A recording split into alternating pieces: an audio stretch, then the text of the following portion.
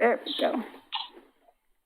Okay, then I will call to order the Monday, September 28th, 2020 meeting of the Oregon City Planning Commission.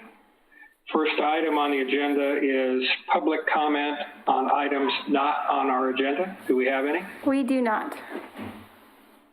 All right, then we'll move on to item number 1, public hearing, proposed code revisions to the Geologic Hazards Overlay District and other ancillary codes and standards. And who's presenting on that? All right.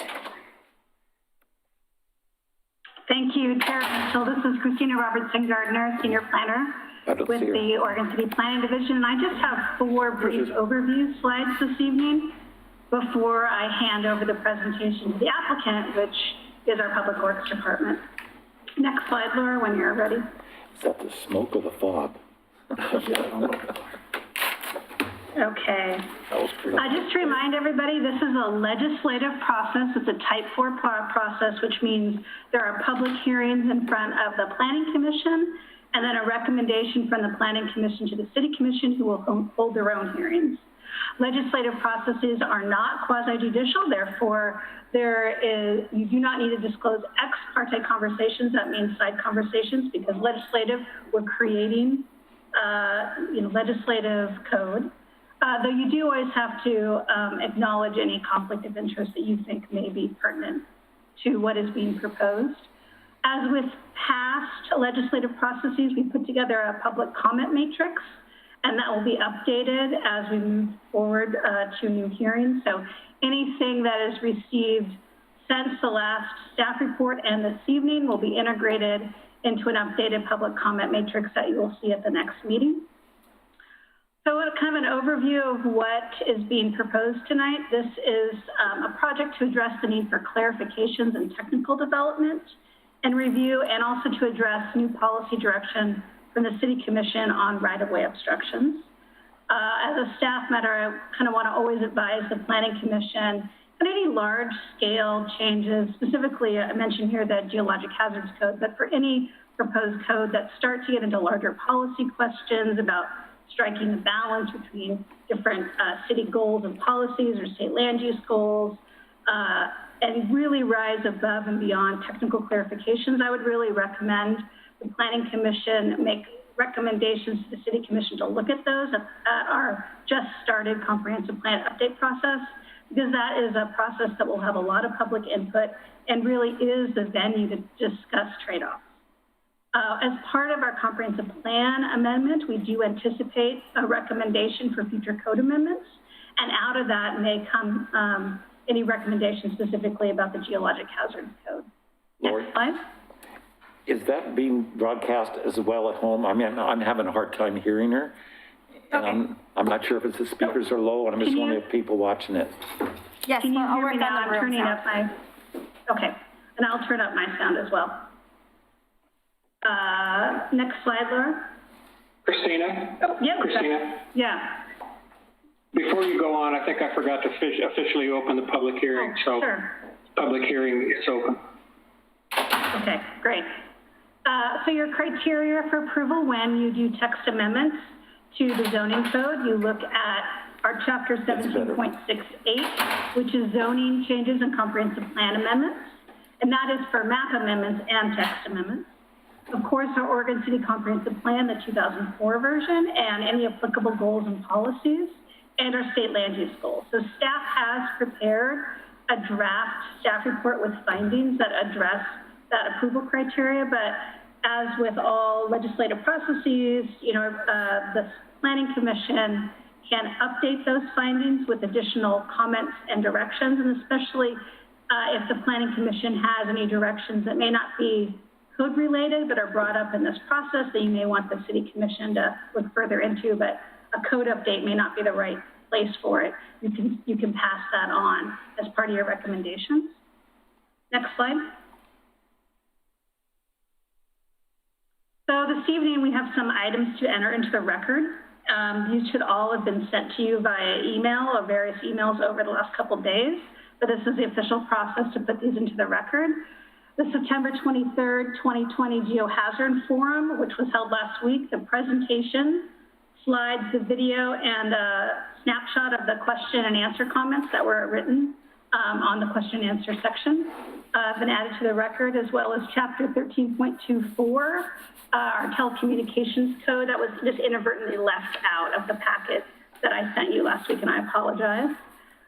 Public comment so far received since the staff report has been released. 2 public comments from Ms. Christine Kaczynski, response emails from Josh Wheeler, our Assistant City Attorney, to Christine Kaczynski and Paul Edgar, a letter from Eric Underwood on behalf of Portland General Electric, and a letter from Meredith Paff on behalf of the Wireless Policy Group have been added to the record this evening and will be incorporated in the public comment matrix. Does anybody from the Planning Commission have any questions for me before I forward the presentation over to Josh Wheeler? No, that's a no for me. Christina? Yeah. Before Josh goes on, this might be a good spot. We should, according to the rules, we need to ask each of the planning commissioners if they have any conflict of interest on this matter. So if anyone has a conflict of interest, please speak up now. This is Carrie. This is a legislative file, so conflict of interest takes on a different meaning than it does in a quasi-judicial proceeding. The only time that a commissioner would need to disclose a conflict of interest is if they had a direct pecuniary interest in the outcome. And I haven't heard from anybody that they do. So I don't think we need to go through the conflict of interest that we usually would do for a quasi-judicial proceeding. Okay.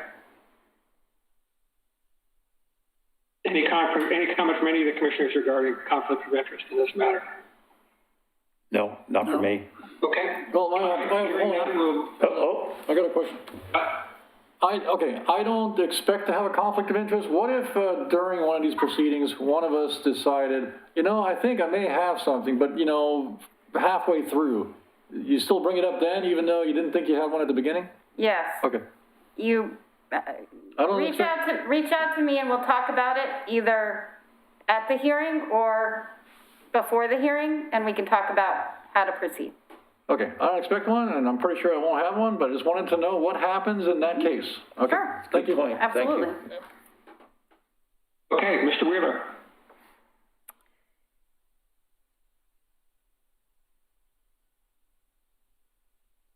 All right. And will you be switching slides for me? Yeah. Okay. All right. Good evening. You can just hit the title screen. My name is Josh Wheeler. I'm the Assistant City Engineer for the City of Oregon City Public Works Department. John Lewis, the Public Works Director, is also on tonight. We will be making a presentation tonight on the proposed code amendments as a general overview. Your packets included the proposed revised code, a code matrix detailing the reason for every single proposed code change, and our application, which details how we have met the legislative requirements. We've made numerous presentations on these proposed code changes to various committees and groups, and tonight kicks off the start to seeking approval of the proposed code amendments. After we provide the general overview, we'll be providing the option to the Planning Commission of proceeding to City Commission or requesting more specific detail and presentation on any or all of the proposed code amendments. We'll list the categories of proposed code amendments at the end of the presentation. Next.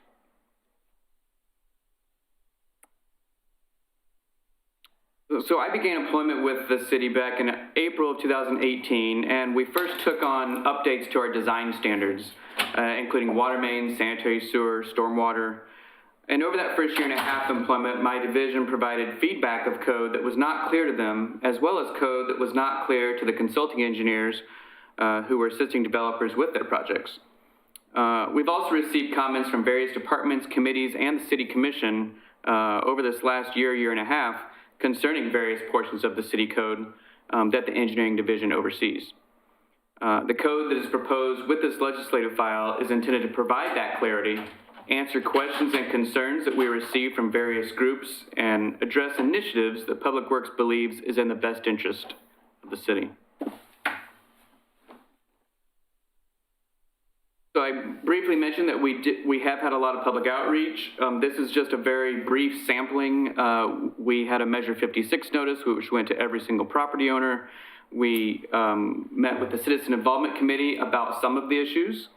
We met with the Natural Resources Committee about the geologic hazard issues. We've met with the Development Stakeholders Group about a number of issues 2 different times. We had the Geologic Hazards Community Forum that was invited, the entire public was invited to that. And then we've been in front of the City Commission around 5 times for various topics over the past year. Who's involved? Who do you mean with the development stakeholders? Who does that include? So the Development Stakeholders Group is a group that is run by community development, where community development, building, and engineering every 2 months meet with the development community. Developers who develop property. And, yeah, that could be private developers, it could be engineers that work for developers, or people with the home. Okay, thanks.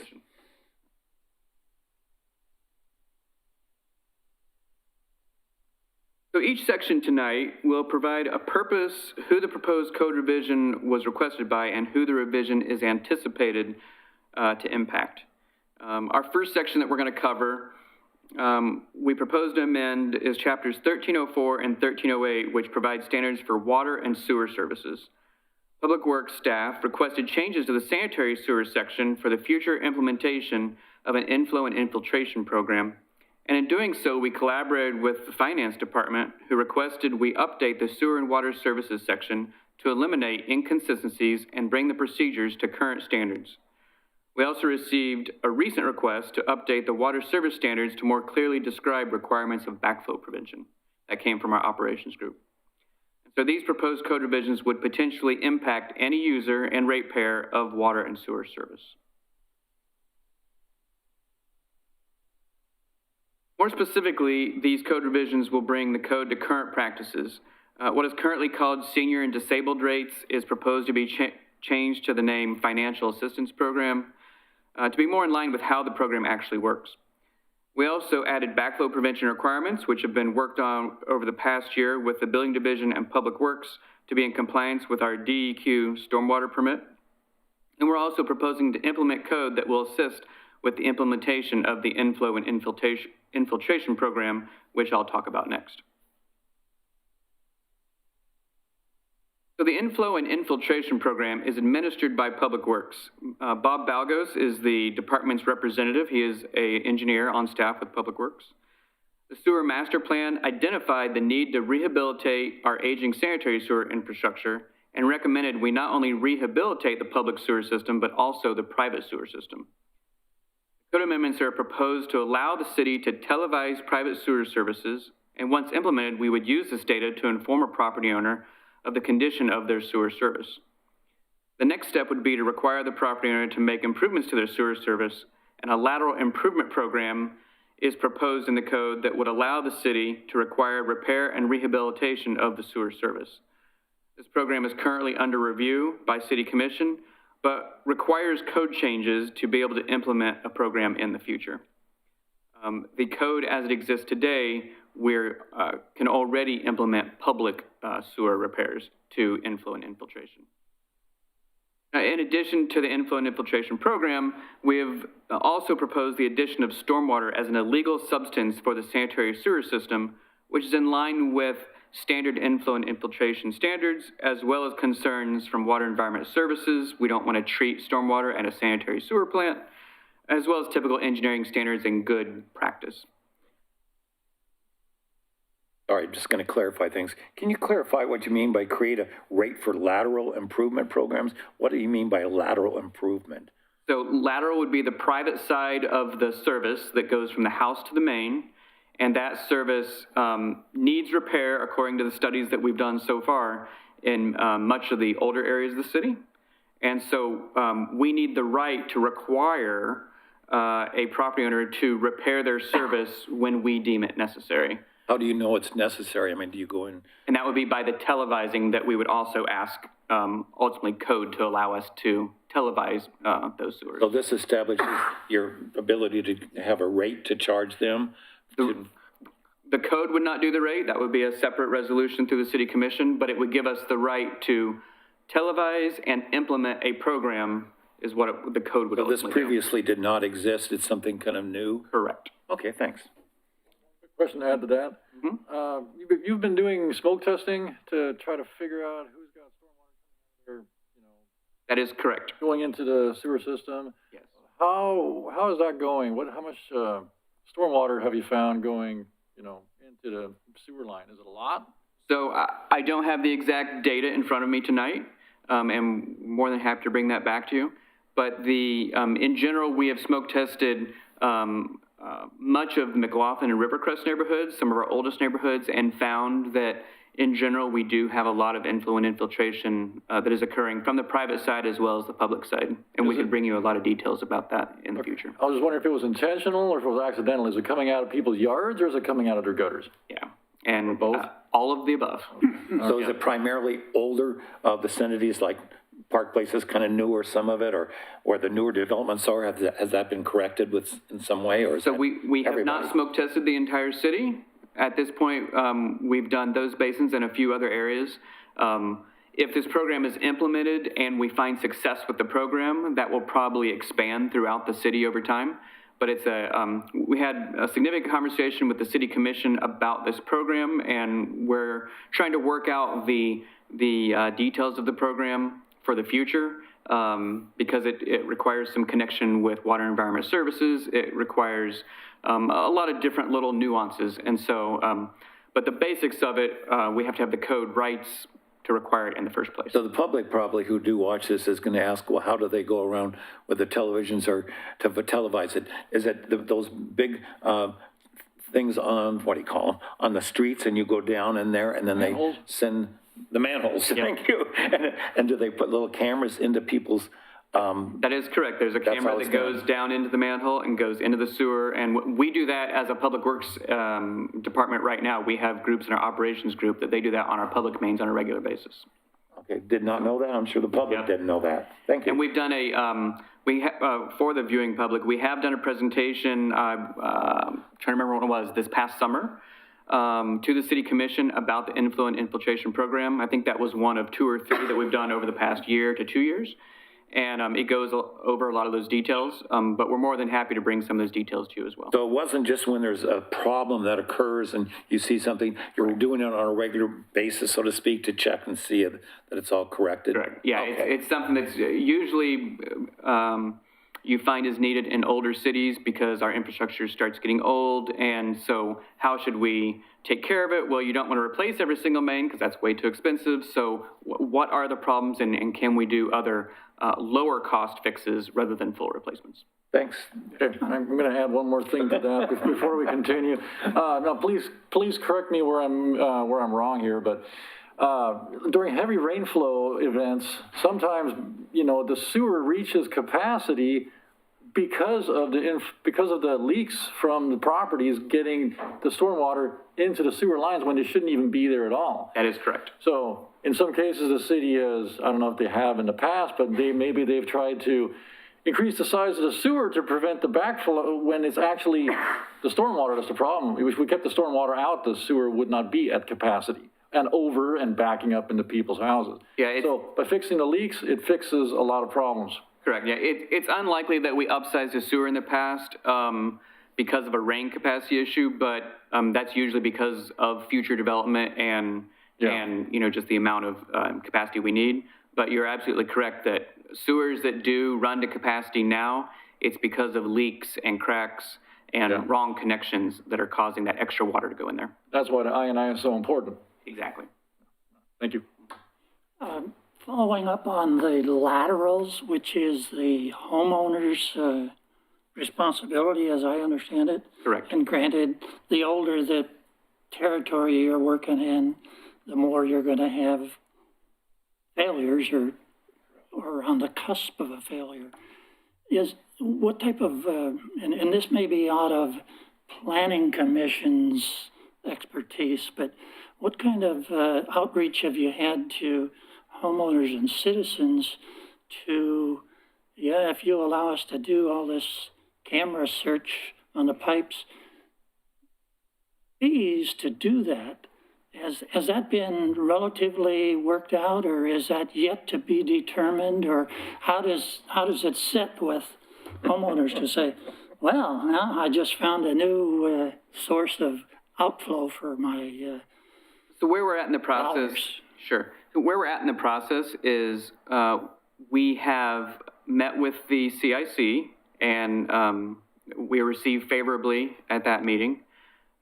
We went to the city commission and they definitely understood the program, but asked for additional information, and that information was going to take many months to get because it requires some information coming from Water Environment Services as well about a cost-sharing program that they're looking to implement with all the neighboring cities. And so right now, we're kind of in a holding pattern on the private side of things. Well, we knew that ultimately we needed to get the code in to be able to implement it. So that's kind of where we're at. You know, we're going to have more work to do throughout this year and into next year before we're able to implement a private program.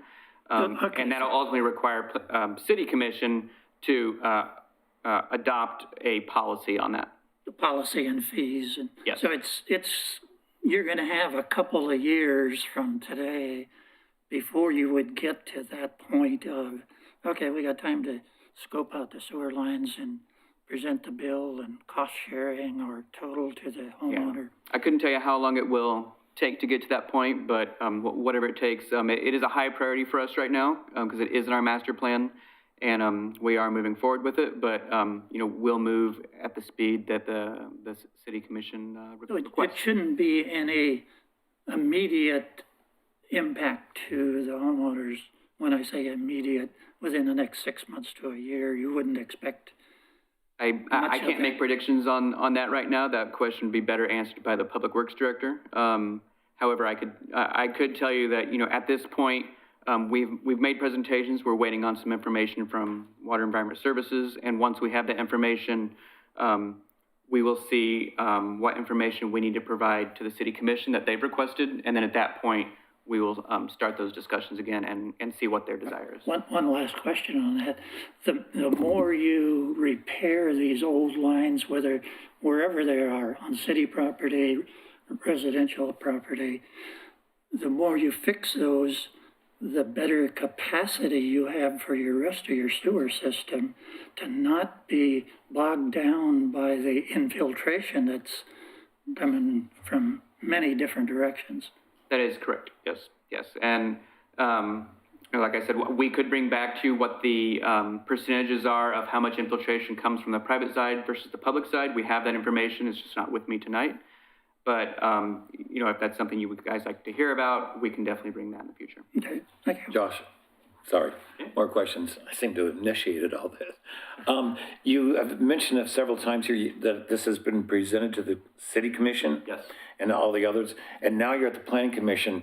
Doesn't it usually go planning commission, then to the city commission, or where are we in this process? I mean, it's been there, now it's here, and then it goes back there? So at City Commission, we didn't provide code revision We're looking at the request. codes. It was policy is what we were talking about. So we talked about policy with the City Commission, and now that we know that in general, you know, what their position is at this point on the policy, we know that ultimately to be able to implement a policy, we need the code, and we're just taking advantage of the fact that we had numerous miscellaneous codes that we want to update and trying to, you know, do it all at once. And so that's one reason it's with us today. You know, if it's the recommendation of the commission that, you know, these sets of, this portion of code needs to be postponed and the others can go forward, you know, that's the type of recommendation you can make as well. So, yeah, I would recommend that once you see all the different code revisions, then you'll find out, you know, what else do you want more information on, and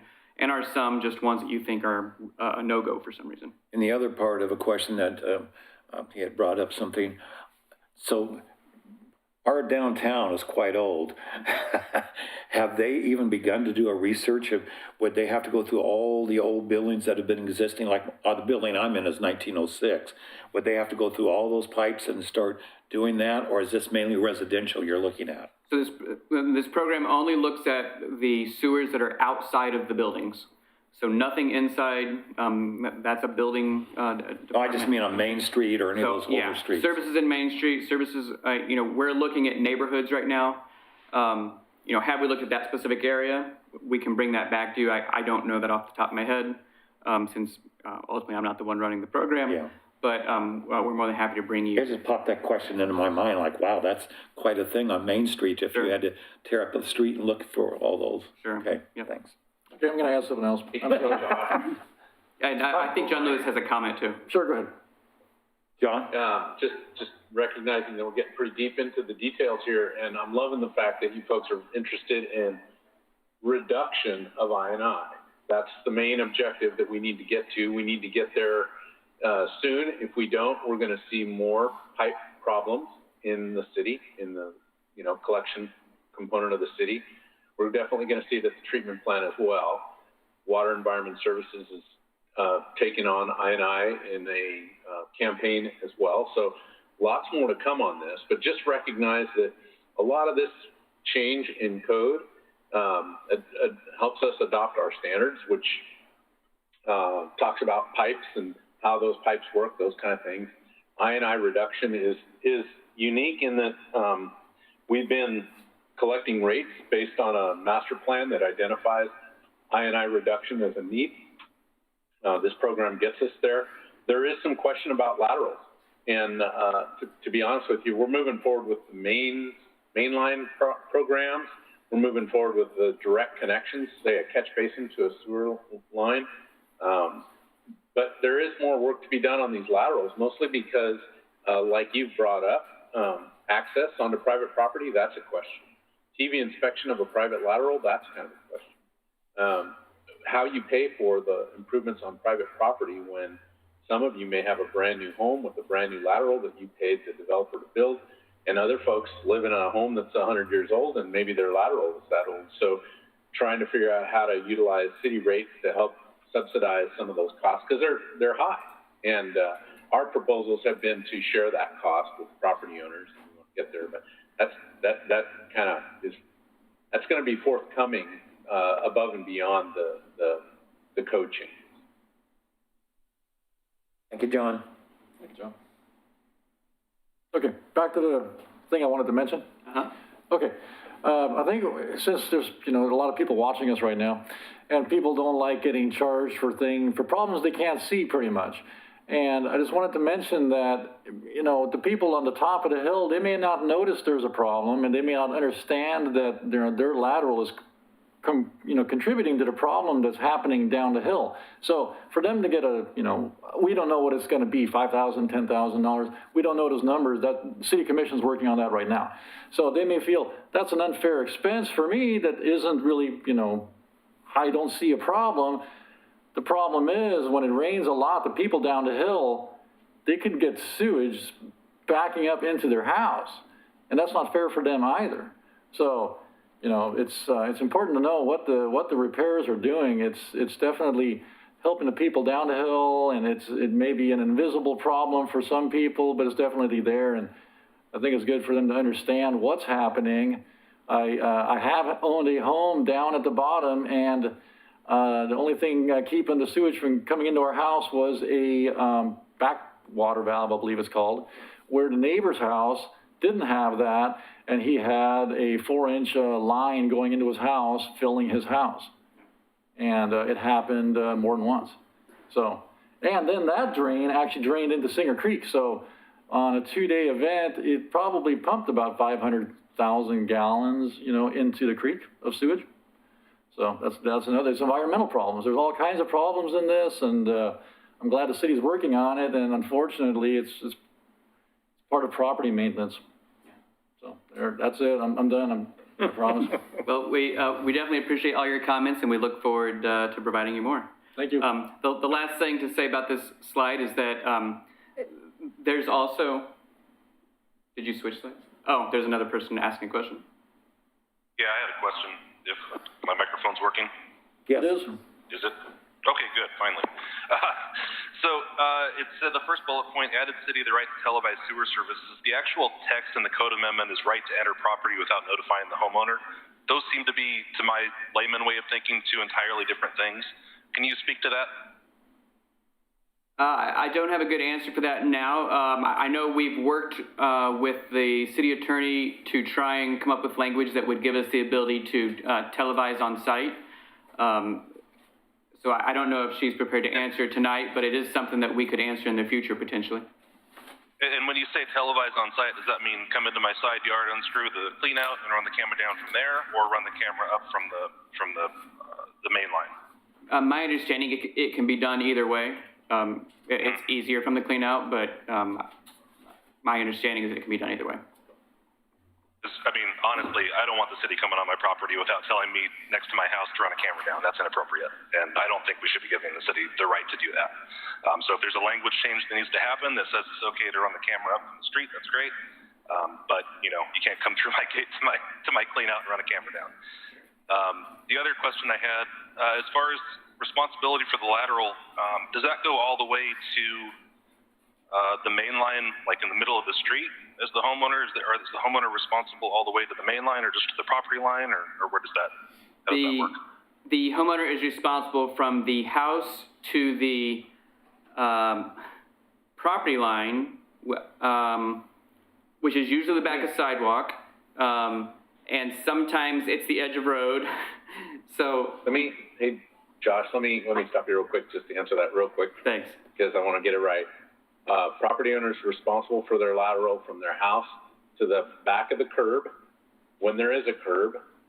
In the case of an alley, it's to the property line, or when there is no curb, it's to the edge of the pavement. So the city takes care of the service connection and that portion of the lateral that either gets you over to the back side of the curb or to the edge of the pavement, or in an alley condition, it's to the edge of the property line at the edge. And then I think the other piece, I don't quite remember it being so strong, so I'm going to have to reread that. But I think our intent was to be able to, the city has a lateral launch camera, which means we can take our main camera, run it up the main line, and then there's a piggyback camera that runs lateral launch off of that. So we can turn that camera and run it right up the lateral.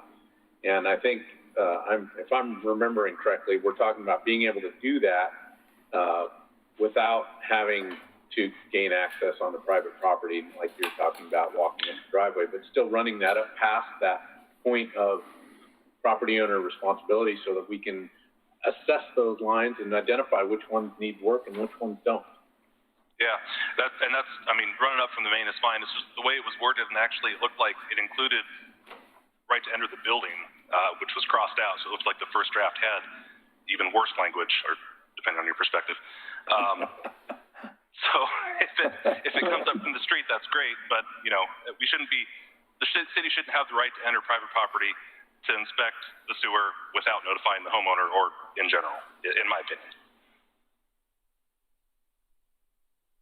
Got it. John, you can get us a clarification on that. Yeah, I think the other little piece to that is if there's an enforcement issue, if we know that the lateral's in bad shape, there may have been some thought around that, but yeah, we'll definitely clarify that, because I agree with you. It's not our intent to want to get on private property and do that without, some kind of a right of entry. Great, thank you. Looks like we're done with the comments there. The last thing I'll say as we transition to that slide is that there's also a process that when you do not have public sewer in the city, that state law requires you to connect to public sewer if you're within 300 feet of a public sewer. And we're codifying that process because it comes up quite often.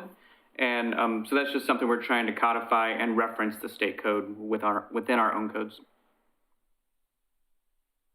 So another section of code we're looking to make revisions to is Chapter 12.04, and it deals with sidewalks, streets, etc.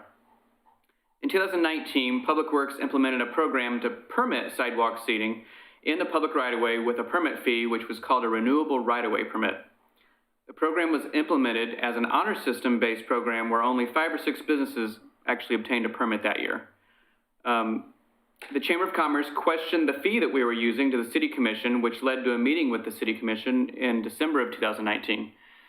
Since that time, COVID happened and created the need for businesses to use the sidewalk as well as parking spaces for seating. So we started one place, and then our reasoning became a lot bigger. But ultimately, the only people that will be impacted by this code revision would be businesses who use the public sidewalk, which mostly occurs on Main Street and 7th Street.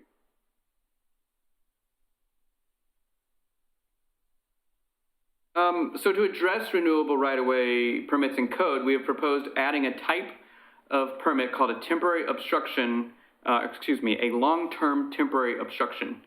Currently in code, we have a temporary obstruction, which is 0 to 60 days, and it's mostly used for dumpsters and moving pods. We also have a type of obstruction called a permanent obstruction that is quite often used for retaining walls in the right-of-way. And permanent obstructions are ones that are attached to the ground, and temporary is not attached to the ground. And so we've come up with this idea of a long-term temporary, which would be from 60 to 365 days, where you could have something like seating in the right-of-way, but then you'd have to renew it every year. We could go in the reasons of why renew and all that, but ultimately that's what we're trying to achieve through this code.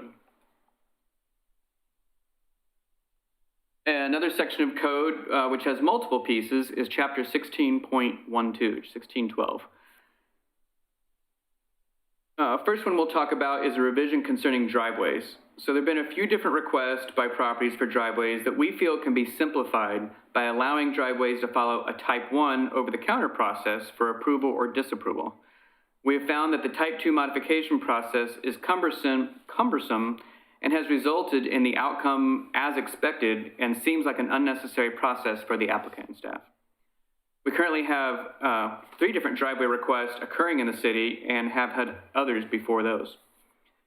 We anticipate also proposing some additional revisions at a future meeting to bring driveway design standards in line with the metro area, but in keeping with the nature of Oregon City zoning and uses. Why I bring that up is it is not within your current proposed code amendments that have been in your packets. We did not have time to get it in there, and it's a more recent topic that just came up. But we would like to take the opportunity that with the code being open to attempt to make some adjustments to mostly the size of the driveways. I'm going to be looking at other areas of the metro region, other cities, and find out what they do and look at ours, and then I'll be working with planning and engineering to determine the best thing, if the code as written is good, or if we should make slight adjustments during this process. Can you just kind of gave a little example there. Can you give you said about driveways, I mean, length or width, or are somebody? So one thing. Sorry, this is interfering with me talking. No, that's totally understandable. With the stuff that'll become forthcoming, it's really about the width of a driveway and what we approved through the Affordable Housing Code changes. Was that the right driveway standards? Because we made an adjustment in the standards to how we use those. And we may have had some inadvertent changes, but they may be right too. So we just want to analyze that a little further. The things that we're seeing where we want to go really from a type 2 process to a type 1 is someone wants a second driveway and the code says you're not only allowed one driveway. Or someone wants an extremely wide driveway and you're only allowed this maximum size driveway. Or someone wants just an additional 5 feet, and for the area, it completely makes sense. All of them tend to be very obvious situations, at least from our standpoint, from an analysis standpoint. So far, mostly when we give those answers, it's, okay, we understand the code, or thank you for this slight adjustment, but they have to go through this 2-month type 2 process to get what was going to be a common sense answer at the end of the day. So on these new developments that we see, like let's say out in the Park Place areas, there are a lot of new development going on, and some of them are making wider driveways for RVs. Did those developers have to go through the type 1, type 2, whatever process to be able to make it wider for not just the 2 cars, but for an RV? Is that kind of what's addressed in this? So let me make sure you understand the definition of driveway, because the definition of driveway is the width of the driveway at the sidewalk or the property line. So quite often you'll see the driveway start nice and narrow and then widen out on the property. Code does not talk about that portion of the driveway. It only talks about what we call the throat area. Road, okay, thanks. Is the main trade-off there width of driveway? If you got a 100-foot lot, you got a 90-foot driveway, there's no street parking for the neighborhood. Is that kind of the trade-off of saying, well, we want to keep them down so we have some street parking, or you open it up so far that the whole lot is no parking on the street? Yeah, there's a number of reasons why you limit the amount of driveways and keep the driveways at a reasonable size. Parking is one of them, to make sure that there's available room for parking. Street trees is another one. If you have tons of driveways and too big of ones, you'll never have street trees. And then why we reduce the amount of driveways is in transportation traffic planning, traffic engineering, people will say the more access points, the more conflicts, which means the more possibilities for an accident. Right. So you try and reduce those access points as much as possible and reasonable.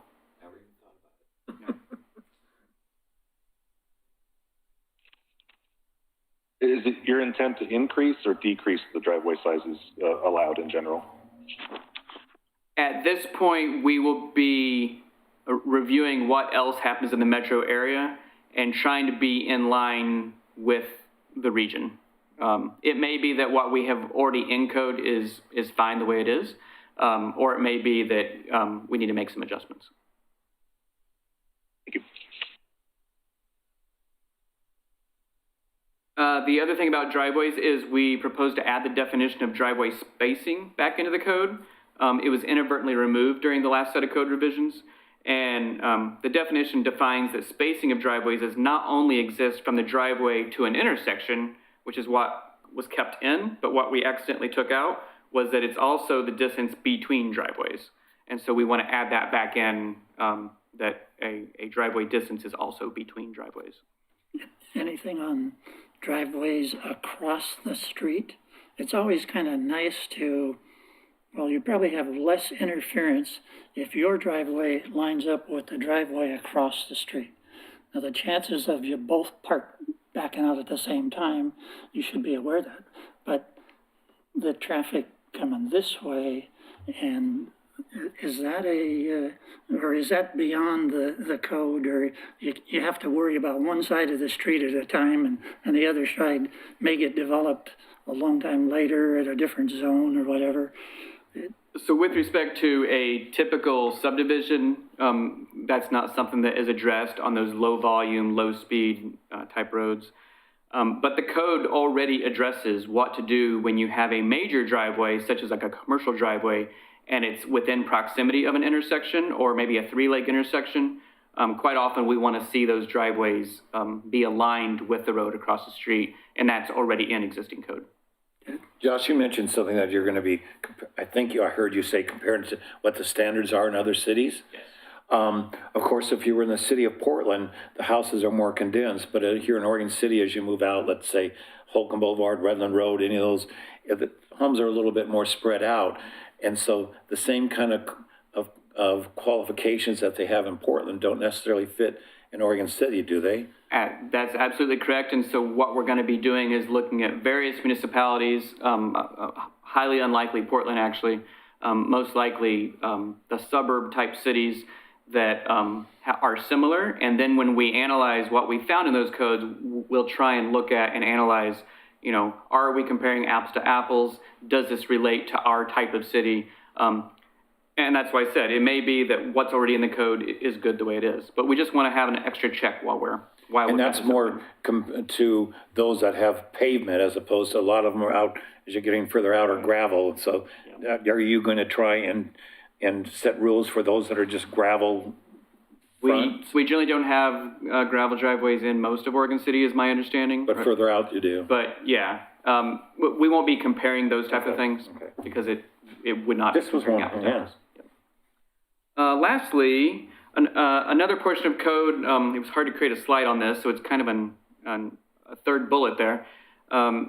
We propose to amend to remove capital projects, which are ones that are with transportation or utility related, which are located within an easement or right-of-way from the land use process. So for example, the Malala Avenue project, For example, a sewer replacement project that goes through an easement through someone's backyard. It's common in our industry in other cities to not have that go through a land use process, but it's not clear in our code right now whether or not that should go through a land use process. So we're trying to make that specifically exempt from the land use process, as long as that project does not impact an overlay district. Then it still needs to go through the portions of the overlay district portion of the land use process. So hopefully that was as clear as that. Right? Yeah. It's always this or this, right? All right. Next, PUEs. So another section of 1612 we proposed to amend is the use of public utility easements, or PUEs. It came to our attention that construction standards and industry practice was in conflict with zoning setbacks adopted many years ago. Planning and engineering have worked together for over a year to develop these proposed changes to meet the needs of development while retaining the desire for urban planning and development. This also relates to chapters 1324 and 1334, which deal with easements and public utility easements as well, with franchise utilities.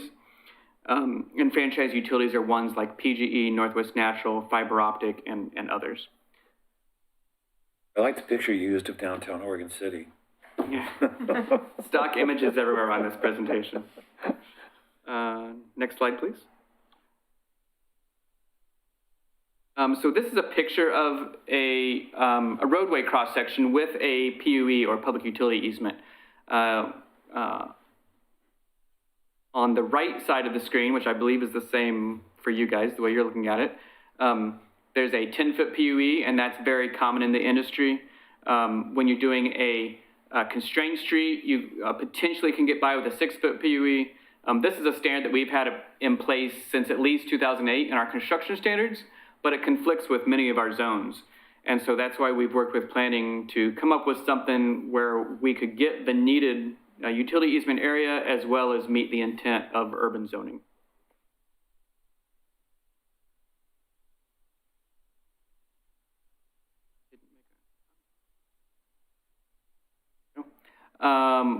Overhead lines.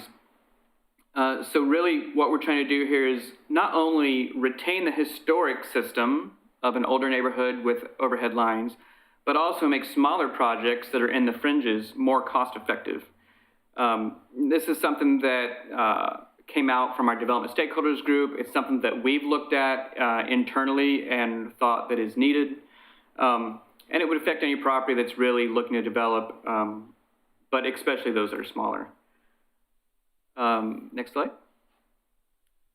So an item that we, like I said, we discussed it at length, and right now the policy is that we require all lines to go underground, new ones or existing ones. The general requirement is everything must go underground. Well, we found that to be cost prohibitive in certain situations. We also found it just technically difficult as well. So what we're suggesting is that we propose some code that would exempt developments that are either 5 subdivision lots or less, or a development that has less than 200 feet of frontage, or is less than 1 acre. We've looked at a lot of the developments between 2017 and now to see which ones would have had to, which ones did, and which ones would if this was proposed, and that's how we came to some of these numbers. Also, the city of West Lynn has a standard like this in their code, which is how we kind of came up with the idea. So a lot of these code amendments were based a lot on looking at other people's codes and what do they do to see how we could do things better potentially. If West Lynn does it, we have to follow suit. Not necessarily, but we thought it was a good idea. Another section of code we're looking. I had a question on that before you go on. Absolutely. I was curious about the definition of development as it relates to the public use or public utility easement. I understand it's subdivisions and new buildings and things like that, but if a person adds on to their existing home or replaces an existing home, does that trigger that as well? So the requirement to deal with overhead lines deal with existing overhead lines is whenever a type 2 land use is triggered, which, and it has to be development related. So that's going to be subdivision, partition, site plan design review for the most part. There might be a few other areas where that occurs too, but a building addition, in many cases, I'm speaking outside of my comfort zone here, I'm speaking planning language now, but most of the time, that doesn't relate to this situation. It was actually about a question about the previous slide, the public use or public utility easement. Yeah, so, okay, so, yeah, a public utility easement is also required with that subdivision, partition, or site plan design review. It would not, if you're putting an addition on a house that's not a type 2 land use review in most cases, although it could be, but if it was a type 2, it wouldn't trigger this type of requirement. Okay, thank you. Don't move from that slide for a minute. Okay. Did you mention earlier that the left is the way it has been and the right is the way it's going to be? Is 10 feet of PUE on either side or just on one side? It's 10 feet on both sides. That's the standard. We do have on our standard that if you have a constrained street section, those are rare, but when they occur, you can get down to 6 feet. What do you mean by constrained? Constrained means instead of the standard 27-foot half street, it's a 20-foot half street. And so because maybe for geologic hazard reasons, maybe for natural resource reasons, you shrink your road, your new road, because you don't want to impact those other things. We have a few cases like that in the city, but they don't happen very often. So you can shrink the 27 down to 20, but still need 10 feet on either side? No, then you would have 6 feet on each side. If you went to the 20. So this is one way or the other way? But those are, again, very rare on the left side. The norm is on the right side there, and the 10 feet. What we're proposing in the code is that in certain zones, instead of a 10-foot PUE, we would allow a 5-foot PUE, and then that utility, electric, gas, telephone, fiber, would then use part of the right-of-way if they need the full 10 feet. Because quite often they tell us they need the full 10 feet. There was some public comment that related to that as well.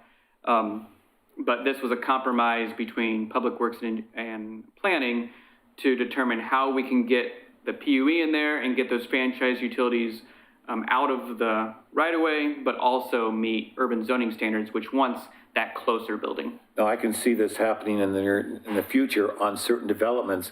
And are you doing this to accommodate developers, or is this something that you see that's necessary for the development of Oregon City that you've seen in other cities? Because this whole thing about the 20 feet and 6 feet, that gives you 2652 total feet.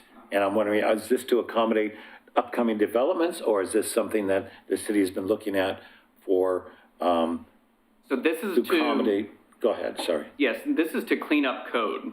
Clean up code, So not code just to... practice is a 10-foot PUE.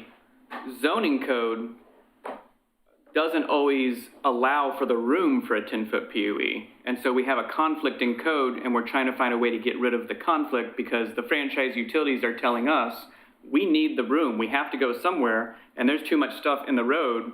Where else do we go? We go in the PUE because that's where we go everywhere else. It's a very typical standard in engineering. So it's not accommodating developers or future development. If anyone, it's accommodating the franchise utilities. Aren't those franchise utilities? But the goal was the conflict. Going underground though on most of these newer construction of development of land like this? They are in the PUE.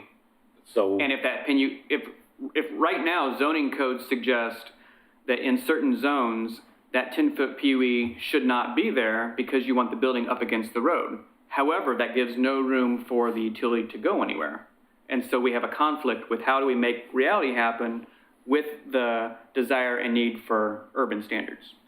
So this probably doesn't apply to existing roads, but this is all new roads need to have at least 6 feet on either side as well as 2020? 10. I really would ignore the 6 if I were you. That's Okay. a constrained street standard that happens very rarely.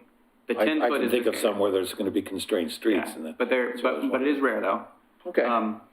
The 10 feet is really the standard, and we've met with the franchise utilities who told us we need 10-foot minimum. They would like more, but they're willing. But if you do have a constrained area, is it still 10-10? Is it still 20? You can shrink it down to 20 instead of 27 if you have a constrained area where you need to get a road through. But then would you give still 10-10 with that 20-20? No, with the picture there shows that it's a 20 with a 6. But If it's a constrained area. Okay. and whether this is a geologic hazard area like Park Place, whether it's something else, these are not going to be major roads that are going to get constrained. It's going to be like a small dead-end road, a small cul-de-sac. Those are the type of roads that are going to get the constrained. We will never allow a non-standard section for a major road. I'm going to quote you on that later. That is not the way we administer the code. I understand. Yeah. Thanks, Josh. So section 1704 definitions. Some definitions were really not consistent across code or were outdated, and those definitions are proposed to be updated. Next slide. The following definitions are proposed to be amended: easement, public utility easement, development, capital improvement project, and structure. The last definition, structure, was a result of a complication that arose from the definition of structure being interpreted to include bridges and power poles. The proposed revisions ensures that bridges and power poles would no longer be considered structures within an easement or the public right-of-way. As discussed earlier, there are changes in the proposed code revisions that deal with zoning standards and setbacks. Those are there to help with that conflict that we were just talking about with the PUEs. And this makes it so that the proposed revisions would align together. That's really all there is to say about that. Geologic hazards. So City Commission directed staff to review current geologic hazard code after a presentation by DLCD and Dogami concerning their new landslide guide. This was back in October of last year.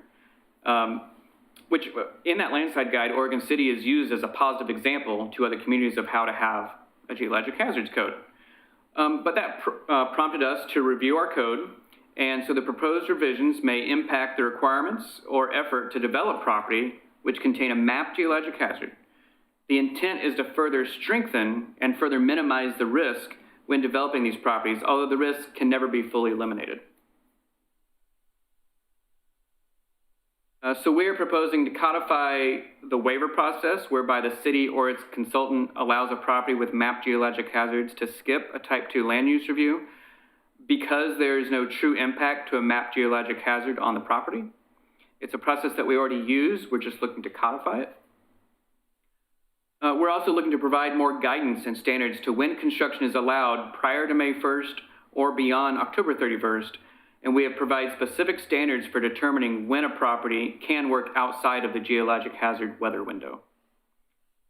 We're also proposing to ensure our professional engineer certifies all documents and construction and require more analysis for stormwater and construction phasing and construction methods. And so with the review of the code, we found that the code is already in line with current science and standards and found that clarifications were all that were really needed to be able to properly and consistently administer code. Overall, we've heard from geotechnical consultants, professors, and other agencies that the Oregon City Code is very strong, but these proposed revisions would further enhance and strengthen that code.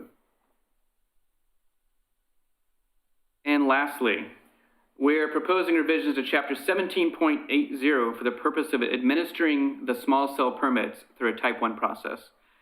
When Public Works added small cells to the city code based on requirements of the federal government, we knew that ultimately we would need to make adjustments to code to remove the process from a Type 2 to a Type 1 to meet federal guidelines and timing requirements. This change was going to require a legislative process, and we already knew we were proposing other code revisions, and so we waited until we had the whole package together to bring this one forward as well. Could you define small cell applications for those listening? Is John Lewis still on? I would love him to answer that. I couldn't hear the question. John, I was asking, could you define what a small cell means to the general public for those who are watching? Yeah, so sort of. I won't do as good as... That's not 5G or something. It's not referring to 5G or anything like that, is it? It is referring to 5G. Okay. Small cell is the deployment tool for 5G. So what we're seeing is consider these like a hotspot area or a hotspot antenna. if you will. So they would be placed in the right-of-way, utilizing existing poles. The technology's gotten better and continuing to get better, but they're a way to deploy 5G in communities that don't have it. So they have a range of 300 to 500 feet. They tend to hit those places where current cell service is a challenge because of the topography. But that technology could grow, and that's there's a lot of interest at the federal level. So we've kind of been handed some federal guidelines that we need to comply with. We've adopted our own, and that's where the conflict is. Chapter 1780 was really written back in the day with more cell towers, monopole towers. That's how that process plays out, and it is in the land use code.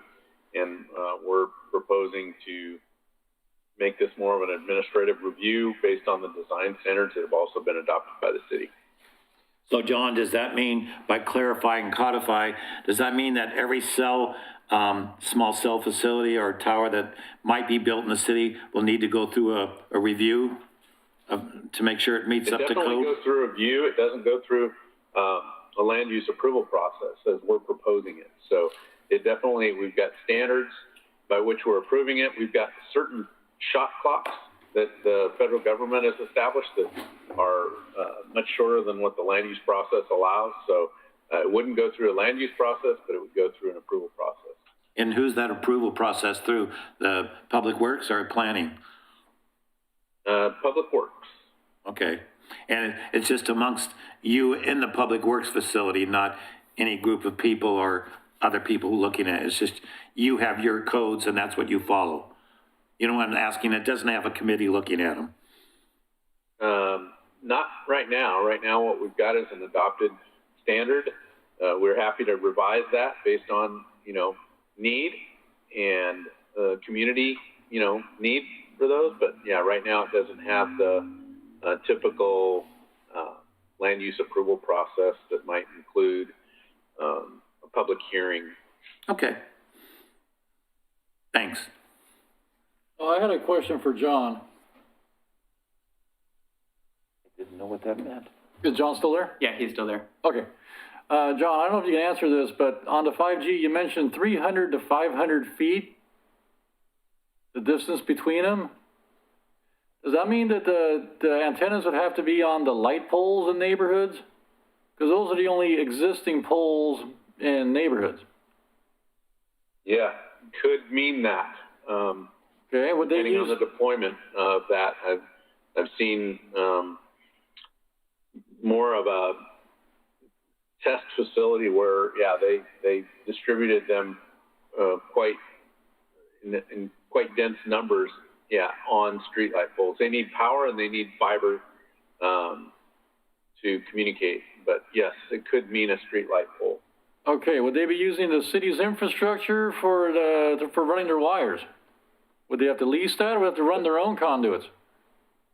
Yeah, so the city doesn't own conduit or streetlights except for decorative poles, and we've got provisions that don't allow these kinds of facilities to go on our decorative poles. So PGE owns those streetlights and the conduits associated with them, and so they would be working with PGE to get permission for a particular pole and a particular conduit. And they may need to build more infrastructure. I mean, that's the nature of this. It's a communication tool that is anticipated to get high demand. And so, as companies pursue that business in different jurisdictions, we're fortunate in that we now have an adopted standard. We've got that before kind of the deadline came and went for agencies had the opportunity to adopt that. Some didn't get it, so they're kind of stuck with the federal regulations. We're in a better position than that. I'm going to wait for 7G. There's still the potential that a provider who wants to market small cell or 5G networks in a community, that they, could come up with a network plan that would include installation on streetlights, that might entail additional conduits, access to the right of way, and in some cases, access to private property. All right, thank you. We can scroll through that one. And so we're kind of at the end here. So we hope the overview has been informative, and we anticipate that you may like more detailed information. If not, you can propose to recommend the code amendments to the City Commission tonight. That's one of the options you have before you. The other option would be to request more information. And so if that's the direction you go, we are seeking direction as Public Works on what details you'd like for future meetings. We're going to list the subjects in the next slide, and that's what we can end on that slide. It's the subjects we talked about tonight, and darn it. But hopefully that was informative for you tonight. So I'm here for any questions, and I know there's other processes that you'll go through. I don't see your spelling error. What's that? I don't see your spelling Oh, error. the very last darn Yeah, word. quick to see it. I'm clicking it off before you can. Yes, thank you. And Chair Mitchell, we do have one public comment in the room with us before we do comments online as well. Okay, let's then go ahead now with that public comment. Is that what he's doing here? All right, we do have Mr. Paul Egger. And I'll set the timer. Are you speaking for Friends of Kenema or personal? Okay.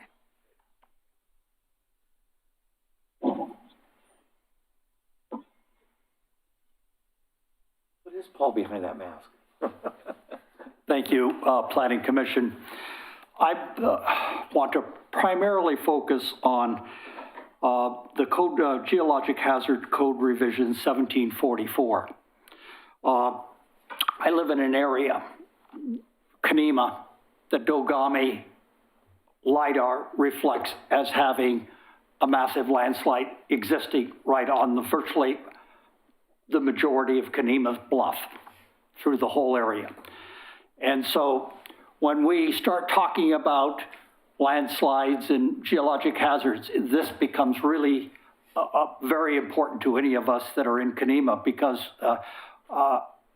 statewide goal 7, which is about saving lives and property, that should be a key issue in the front of everything. It's not currently referenced, but it's part of a statewide goal, and it should be in anything that we talk about with any revision. By the way, my comments were all originally done and sent to Christina on September 7th, and I've been involved in trying to look at this for quite a while. We have some problems in the subjectivity of allowing people to waive different areas. So if I'm waiving a code section where I already know that there's a landslide and maybe there's water on there, and then I waive it, and then somebody says, well, so you mean you're not going to have to worry about that? I'll give you the permit to build a house on a landslide. And so I say, wow, I think that should ratchet up to a public hearing notice. And every time a critical, and we're talking about on high susceptibility quotients. So I'm saying, what are the key factors? And if we have some that are very high, right below it, right below it, right below it, and any one of those could be a key element in having a landslide.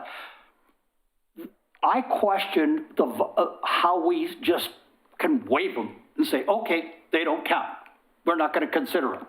I think that anytime we get into highly important criteria that has highest susceptibility, and I asked that question directly to Scott Burns, and I would like to see all of the list of every one of the key decision points in susceptibility listed down by level of importance.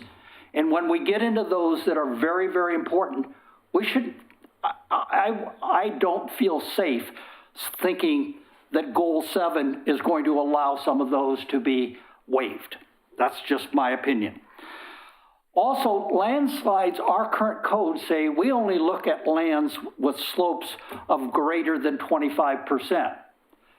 Landslides occur at 10% all the time, all over right in our area, right on Holly Lane. Less than 10%, 10, 15. These are landslides, areas that we're having landslide. So how do we pull that in? Right now, our code says we don't. Is that practical? Is that reasonable? I don't think it is reasonable. And I think that there should be some way that we should be looking at that if we know that, in fact, landslides are occurring right now in the greater Oregon City, in the UGB area, and they are occurring on slopes of 10%.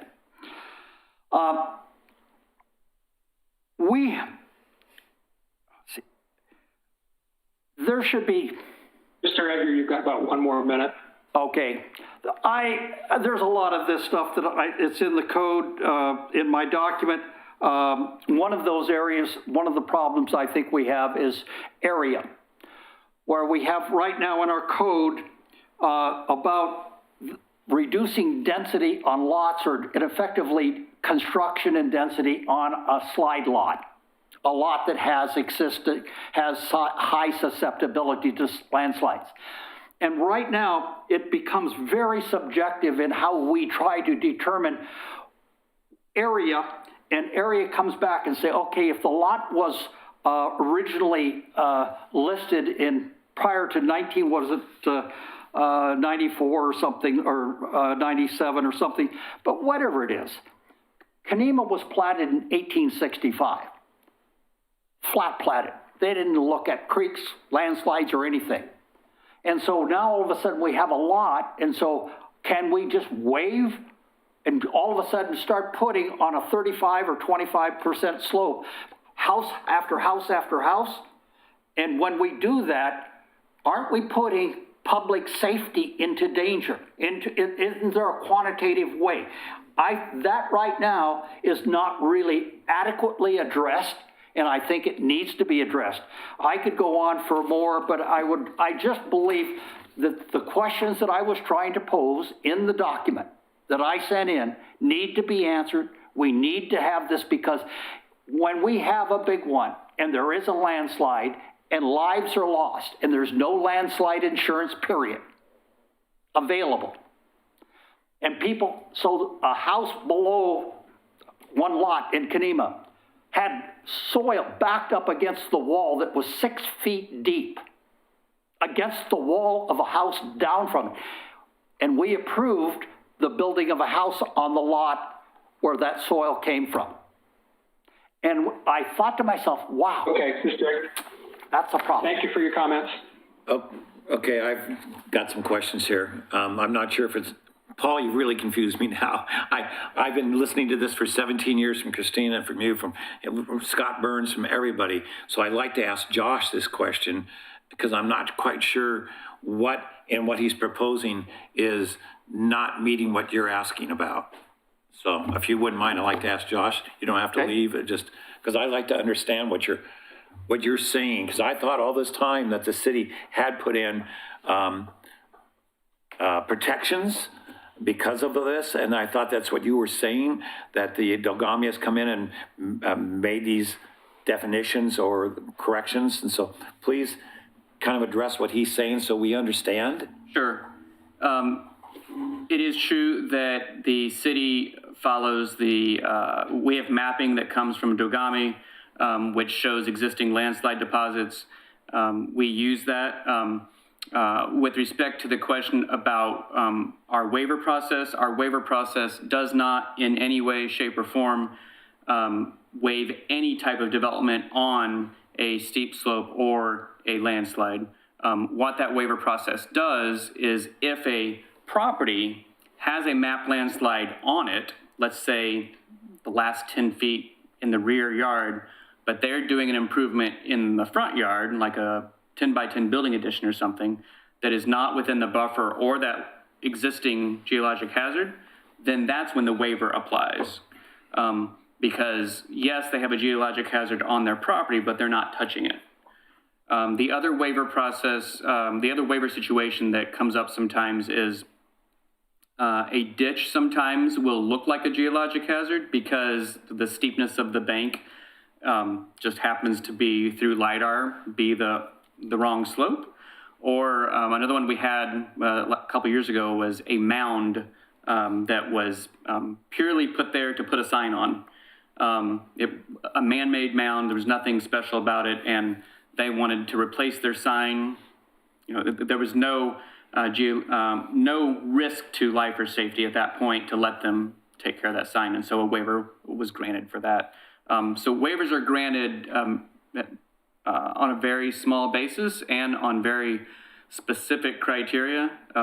We have a document that goes over whether staff can do the waiver, whether we ask our geotechnical consultant whether there should be a waiver, and then when you go to no on each of those, then you go through the land use process, and 9 times out of 10, you go through the land use process. Okay, so I've listened to Scott Burns several times. I've asked him to speak before our neighborhood association. He's been here. I guess there's a couple Scott Burns. And I think we addressed it during, what was this, the area down in the canyon, the Newell Canyon, some of those. Yep. The one thing that we kept hearing, and Paul brought it up, even putting things on a 10-foot slope can put pressure on that slope. So are you saying if somebody's working in their front yard, developing something, that doesn't put pressure if they're on a geological slope, that it doesn't put pressure on that lower slope? And so a waiver could be granted without saying, well, that could result in the rest of the backyard going away, sliding away? You know what I'm asking? Yes. So yes, I think that's what he's asking. it is correct in the science of geologic hazards that if you build an area that is not mapped in a buffer or the actual geologic hazard itself, there is no risk to the yard itself or the neighboring property. The risk comes when you start making changes to the buffer or that actual mapped geologic hazard.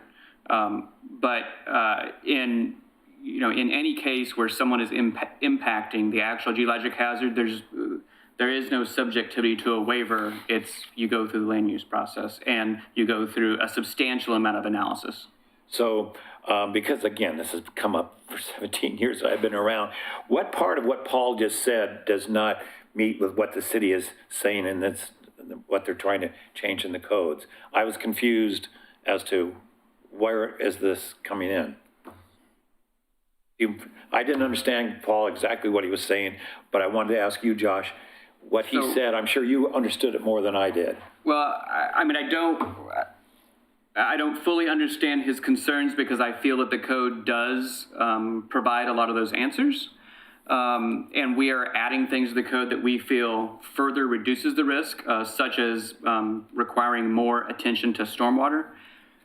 One thing that he mentioned, I wrote some notes, he was concerned about slopes less than 25%. Yes. It is correct that a landslide can occur on a 0% slope. A landslide can occur anywhere. Statistically, it occurs on properties in a majority way, 25% slope or higher. There's graphs that are provided by Dogami that's in that most recent landslide guide that I referenced that show that. That's why my guess, the city adopted this back in 2010 as the number to use. Scott Burns was actually reviewed our code revisions and he was part of our Geologic Hazards Forum. And the question about slope was discussed in that forum as well about, when do you choose what number? And a lot of that was based on the geology of the area, because the geology of Oregon City is different than the geology of about 3 or 4 different places in Portland, different than Beaverton, different than Gresham. It's different. So you definitely can't say, well, they did 5%, so you should do 5%, or they did 35%, therefore you should do 35%. You have to look at your individual area. And we've had geotechnical consultants and professors support the code that we have. So when I first came here, there was very little code enforcement, and then over time, I've witnessed that the city has been adding and adding and adding. Does the city feel that what you have now is the most comprehensive we can have at this time, knowing what we know from the professors and from the geologists? Yeah, based on the science of today, because the science 20 years ago was way different than the science of today. Correct. The science we have today, the conversations we've had with our consultants, the conversations we've had with DLCD and Dogami, the conversations, small conversations, but interactions I've had with Scott Burns, everyone supports the code that we're proposing today that we've talked to. So I think in the scientific community. Good. I think the concern that I've heard from Paul was mainly something about a waiver. And was that terminology not in our code before, the waiving part of it? And is that something new that's being proposed? That is correct. Yeah, it's proposed to be waived. And this is purely more a, I just lost the word, a transparency. So right now we have a staff waiver process that says, you know, in this situation, there's no risk whatsoever. The code makes you look at it, so we're waiving the situation. Who waives it, by the way? It's a staff level decision, or if it needs to go to our geotechnical consultant, then our geotechnical consultant makes that decision. Because Paul's correct, there is no insurance for slides. Right, there's very little, there's one or two you can actually buy, it's an insurmountable cost. Lloyd's of London. Yeah, it's Lloyd's of London, they actually do, but it's a cost that the general public can't afford it. Yeah. So our waiver process, we felt should be codified, that way it's transparent and it's there. But it's a process to try and make sure that people know what their standards are, because a lot of people want to know what can I do and what can't I do, and there is subjectivity in the science of geoscience. It just is. It's the same with structural science.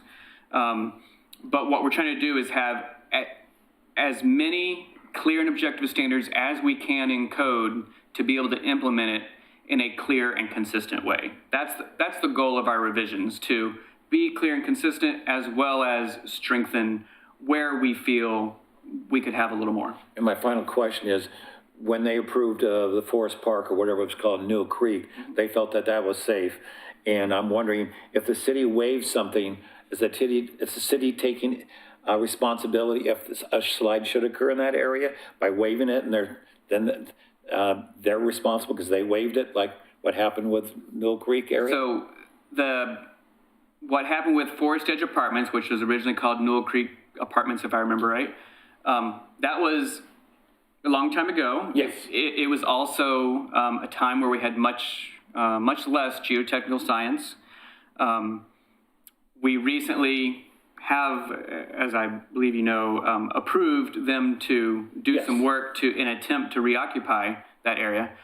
The amount of effort they had to go through to analyze that was substantial. And if we had the science of 1990, we wouldn't have been able to get to where we got today. Are they still at risk? Whenever you're on a landslide, you're always at risk. You never eliminate risk. You only attempt to reduce and minimize the risk.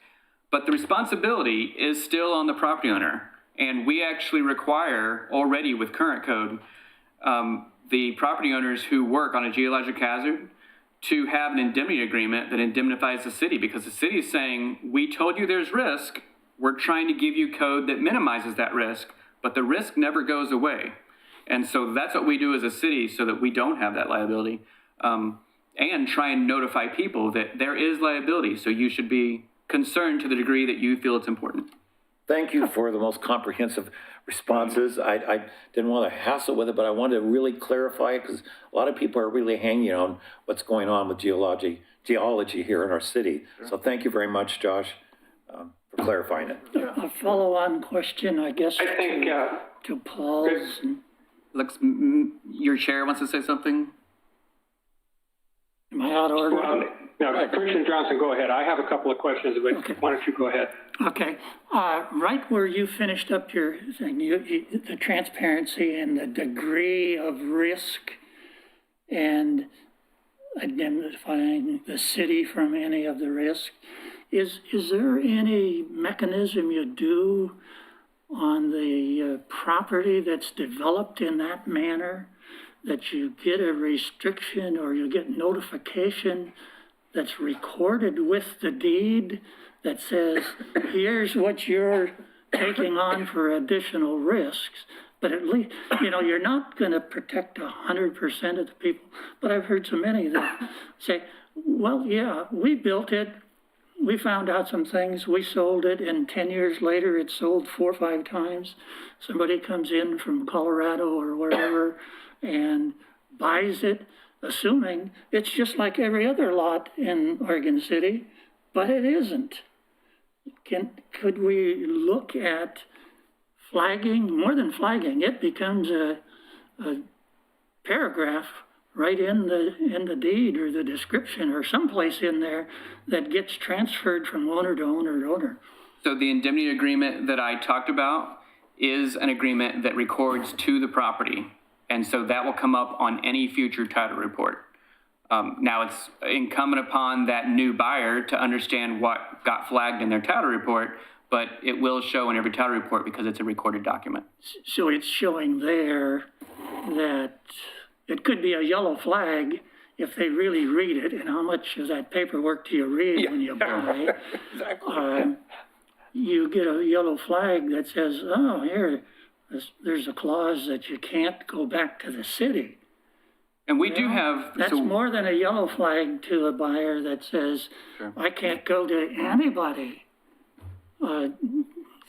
Buyer beware, or the strongest wordage you can put in there, that if the process is already there, it's just a matter of adding the right phrase at the right place. And what we find is we have numerous people that come to us on a almost daily basis asking us about property and asking us, are there constraints with the property? Is there sewer for the property? All those sorts of questions. We show them whatever is on our map system, and we tell them that, yes, this has geologic hazards on it. Well, what does that mean? Well, it means in this case that there is a existing landslide on your property, and so therefore you're allowed to develop it, but with many restrictions and a large amount of analysis. And so, you need to think about that, and there's also risk involved. And at the end of the day, if something happens, it is your responsibility, not ours. We try and do our best to minimize that, but we cannot eliminate that for you. And there's a lot of things that geotechnical scientists can do and engineers can do to design things that make it, so unlikely that a problem will occur. But again, you can never be 100% on these things. And so, do we have the right to do that to a deed? I'm not sure that would be a legal question. But what we do is record those, and we tell people all the time that inquire about property, everything about that property. I didn't mean to make a knee-jerk laugh to what he said, but we happen to know, and even our HOA, that realtors don't tell everybody everything that goes on. They don't tell them, oh, it's HOA. And when you go to sign the documents, the last time I signed one, I didn't even know what an easement was. And so a lot of first-time buyers, there's so much that realtors don't tell you. So I understand why he's asking that. It should be somewhere where somebody's aware of it, or a realtor needs to inform people. So I agree with him. To your point, I defend the real estate people a little bit here, but... Yeah, sorry, realtors. It's not their job necessarily to do. They may not even know themselves, the realtor, the broker, or anything, that it's a... You gotta hope title insurance finds it, maybe. But again, when you're signing those documents, God, that's a lot of stuff. How many of those have you read? Not many people read those. No. Is it appropriate? Is there a legal question there? I think we're getting ourselves into the... Right. No, I wanted to ask Josh one more thing about this. I think what Mr. Edgar was more worried about than the risks, because it's not just the risks. So let's say someone's got the money and they don't care. They like the view. So they're going to build on a hill. They like the view. The thing slides down. They really don't care. It's not just that. What about the guy below them that the house slides into? The liability of it. They're not blaming the city. He'll just build on top of another bluff somewhere else. But it doesn't protect the guy that, the house slid in. That has happened a lot. You see it in the news. Somebody's house slides down the hill. The guy at the bottom, it's not going to cover him because the guy on the top, his insurance isn't going to cover that. West Hills. Right, it happens in the West Hills. I don't know, it's been a few years since the last case I've seen, but nobody knew who was supposed to cover it. So that's what Mr. Edgar was more concerned with. Here would be my response to that.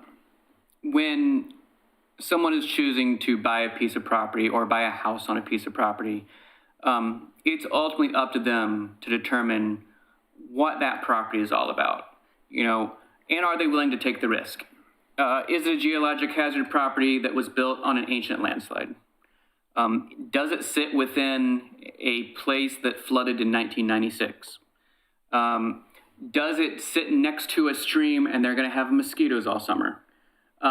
Lots of different questions should be asked by people, and we all know that not everyone either knows to ask the questions, doesn't think to ask the questions, or someone doesn't bring those to their attention. It's just kind of how things work, but ultimately it is up to that person and responsible, and what our job as a city is to make sure we have codes in place that do everything possible to balance the rights to own and develop property with minimizing the risk when dealing with things like floodplain, geologic hazards, natural resources. And so that's what I feel our code does, and these code amendments do, to further enhance and reduce the risk. Enhance the code to reduce the risk. Thank you, Josh, for being so clear. Okay, but as far as... I guess I want to add something if I could, Mike. Would you be okay with that? Just real quick, the assumptions are always that new development leaves the land worse than it was before it started. And I think our code is written in such a way that, in a lot of ways, that new development may improve the situation through drainage, through grading, through anchoring, through all those other tools that go along into the design. And so, lots of things can happen. Property owners, the biggest scenario that we have is we've got, property owners who stack a lot of debris, yard debris, on steep slopes, and those steep slopes get loaded with water and moisture, and then they slide. We see it in a lot of our canyons. The other problem is after homes are built, are people really maintaining those drainage systems? Are they maintaining their irrigation systems? I think of a pretty famous case in Portland where, the slide occurred because they had their irrigation system had a break in it, whether that was before or after the slide, and it ended up saturating the slope. So those things can happen, but they can happen whether they're developed or undeveloped.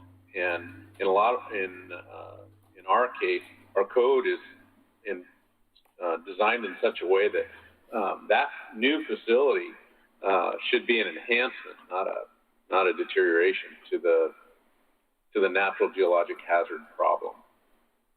Thank you, John. That's our goal. I've got a couple of questions on that, on the waiver process. So, and I apologize, my computer crashed, so I was out of the meeting for a couple minutes. But I'm assuming that the applicant would be the one that asked for a waiver. So my question is, who's making the decision whether that waiver is determined by staff or whether it needs to be applied by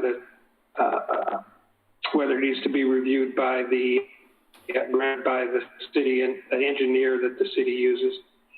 And then with that, You just crash again? Can you freeze? any neighbor has the right to an appeal if they think that. So Josh, did you hear my questions? Yes, I think I know what your second question was, so I'm going to take a stab at it here. Waiver decisions. So if it's the first example that I gave earlier of you happen to have a mapped geologic hazard on the rear of your property, but you're not touching it whatsoever. You're not touching the buffer. There's no grading. There's no impact whatsoever. We have a waiver process policy document that is a policy and procedure document that goes over what the steps are. And step one is if you're not touching it, then you get a staff waiver, and staff makes that decision. Staff is actually me in this case. The city engineer is the one that signs that based on my recommendation. If it's a situation where they are touching a geologic hazard or the buffer, and there's a possibility that a waiver could be granted, the applicant asks me to see if a waiver can be granted. We then send that to our geotechnical consultant, and then our consultant reviews that, and he makes a determination if what they're proposing either meets an exemption in the code or will not make an impact that the intent of the code said should be reviewed. So that's what he does. And then there's a charge for that one. The applicant pays a fee for his time to do that. And then besides that, there are no other waivers besides exemptions, and exemptions are done at staff level. So exemptions are things like the size of the improvement, the depth of the cut being made, or the depth of the fill being made. Your other question, I believe, dealt with if we made a waiver, does anyone have the right to appeal? And in our current process, there's not an appeal process. If this were to be codified, would there be? That would be a legal question that I don't have the answer for tonight, and I don't know if Ms. Strichter does or not. You realize if you're making the decisions, you can never leave the city again. Before I answer that question, I want Josh to answer how long has the city had a waiver policy on its books? Approximately 2015 or so. So almost 5 years? Yes. And how many times has it granted a waiver? I can't give you that number. I don't know that number. It's very few. Yeah, it's not a large amount, no. Okay. So the answer to the question, I think, that was asked is, would somebody have an opportunity to challenge a waiver that was granted? And the way the code is drafted right now, the answer is no. But as a practical matter, you always have the right to challenge the failure to apply the code through a LUBA appeal, and it would go through that process anyway. It wouldn't go through a type 2 like we're talking about, like the typical land use review. But if there were a failure to apply the code correctly, a neighboring property owner would see the activity happening, would challenge that at LUBA, and would have a remedy. So it is not, so there is a remedy available. It's not the type 2 remedy that we are familiar with, but there is a remedy. So and the reason why I have supported the Public Works Department in pursuing this is because the city has a practice of using this policy for years. And it is more transparent if it is in the code than not. Ordinarily, when we have discretionary decision-making, we do it through a type 2 process. We give notice and we have an opportunity to appeal. In this case, the sentiment is that these happen so rarely and that they are only applied when we're talking about the risk being so slim that it's appropriate to give Public Works the discretion in this case. So if somebody was to want to challenge something, would they just contact the city and the city would tell them about the LUBA process? How would they know what to do? Well, they would file a local appeal, because that's what you would, through the city, because that's the only way you would know how. Okay. And we would deny the local appeal, and that would in turn trigger a LUBA appeal, because that's when you get denied or you get approved, you always go to LUBA. So, and whether or not it would be an appropriate case for LUBA or the circuit court would depend on the question, whether or not it's discretionary or not. So it's a little complicated, but there is a place for judicial review of these decisions. Okay. It just wouldn't be before the Planning Commission or the City Commission. Did that answer your question, Mike? Yes, it does. Okay, what other questions do we have from commissioners? continuing first on the slide topic, anything else there? You know, Mike, I think we could ask pertinent questions about every single one on there, but I have the feeling that the city commission has already reviewed some of that and probably will review it again. So for myself, I have no other questions because I don't even know what to ask without reading every single detail and understanding it. Sorry to interrupt. Can I say one more thing about geologic hazards that I wanted to mention in response to Mr. Edgar's testimony?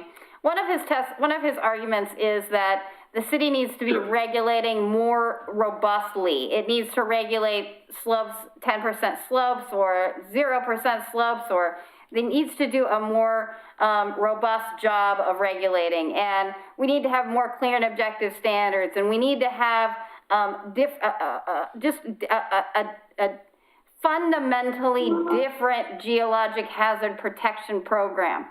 And one of the things that I think Ms. Robertson Gardner and I think Ms. Turway have talked about, perhaps in some responses, are that those kinds of questions are more appropriately raised as part of the comprehensive plan. You know, we're going forward with this comprehensive plan revision adoption process, and this Mr. Wheeler's efforts here are sort of little tiny tweaks around the edges to tighten up inconsistencies in the language. He's not trying to reinvent a geologic hazard program here. And so I think we have to keep in mind that this is an attempt to just clarify inconsistencies that in places where staff and applicants are having difficulties, not to wholesale change the way we regulate steep slopes in the city. This code amendment does not change anything that is mapped or not mapped in the city. So that is just an additional tidbit that I think deserves mentioning. Thank you. Mike, where I was going with that is, without going into intense detail of every single one of those bullet points, I'm ready to entertain a motion to move this forward tonight. And it depends if anybody else has any questions, but from my point of view, it looks pretty clear. We still have more public comment, just to. Oh, I'm sorry. Right, we were just going over. I didn't see all that. Yeah, we got 3, I think. My apologies. Sorry, we have more public comment. Yes, the comment on the online, we can go through in any order. Would you like me to call people, or would you like to call people, Chair Mitchell?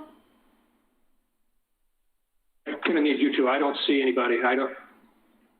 All right. I don't see who's waiting to testify, so you'll have to do that. We would like to hold it to 3 minutes. All right. First will be Julie Hernandez. And I'll set the timer in here for 3 minutes and let you know when it has passed.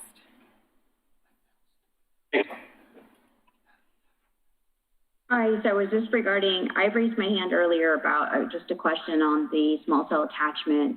If you guys had any, for like the macro sites, would you be requiring that to go through land use, or have you been looking at macro sites as well?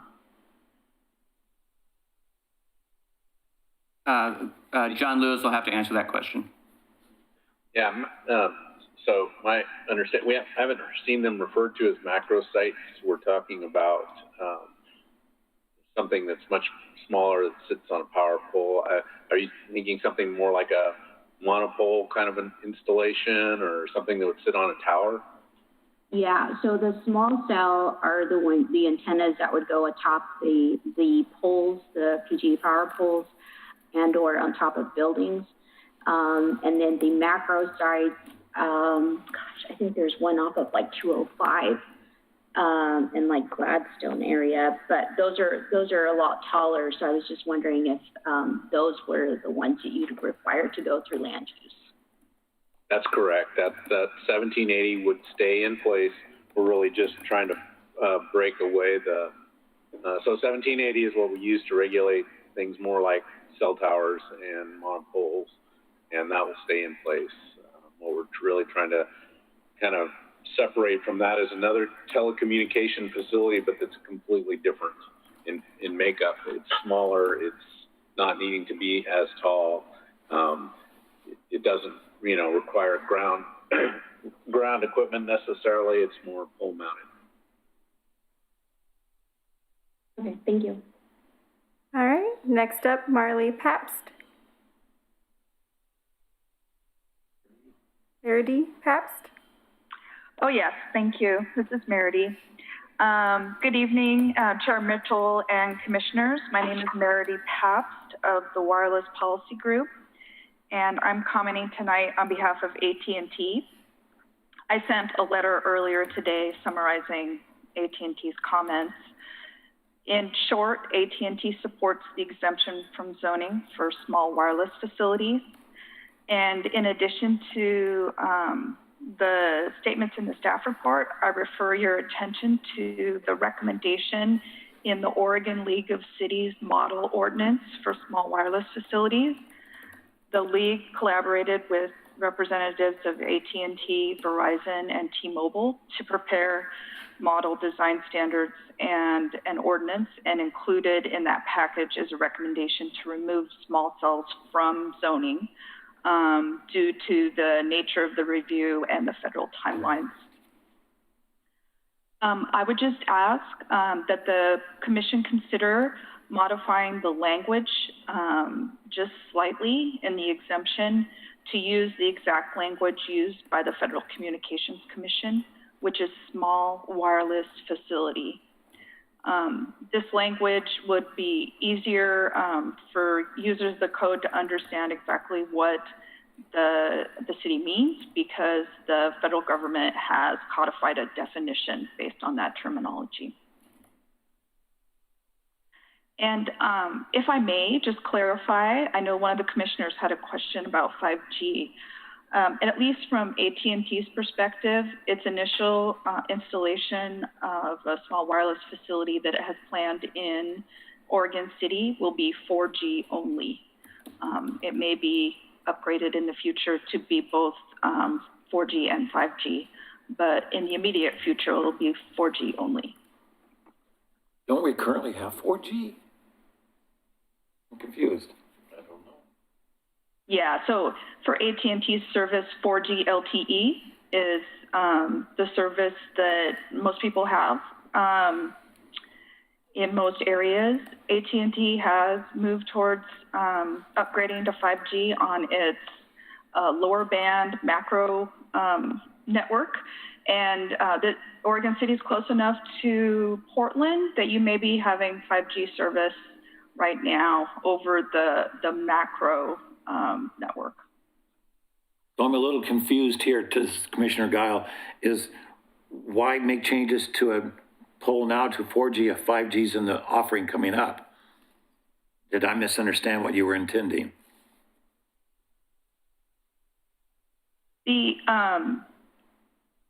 The 4G and 5G refer to the generation of the development of, or excuse me, the generation of the technology. And the distinction between 4G and 5G in terms of technology is different from the distinction between a macro facility such as a standard cell tower and a small wireless facility. A small wireless facility might provide 4G service, or it might provide a combination of 4G and 5G. And the larger network is also capable of providing 5G. You understand that, John Lewis? I didn't understand. I think what she's saying is that there's likely to be a progression as we move into these facilities. I don't know the interworkings of them.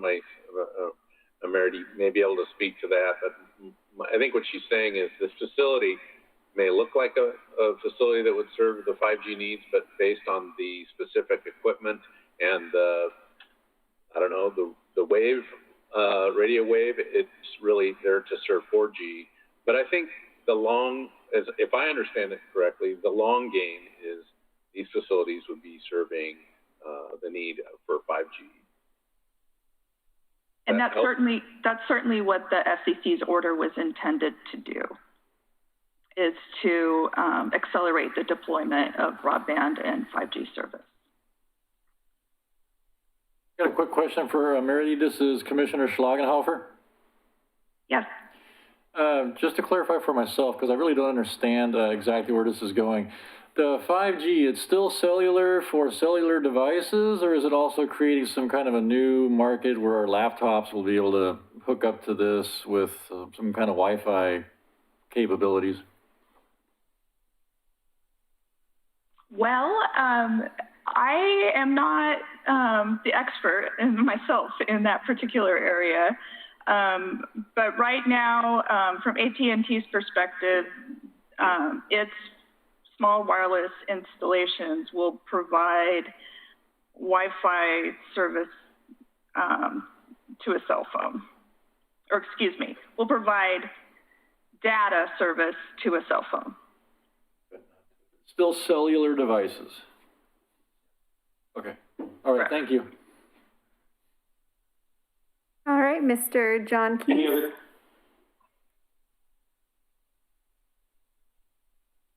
John, are you still there? Mr. Keys?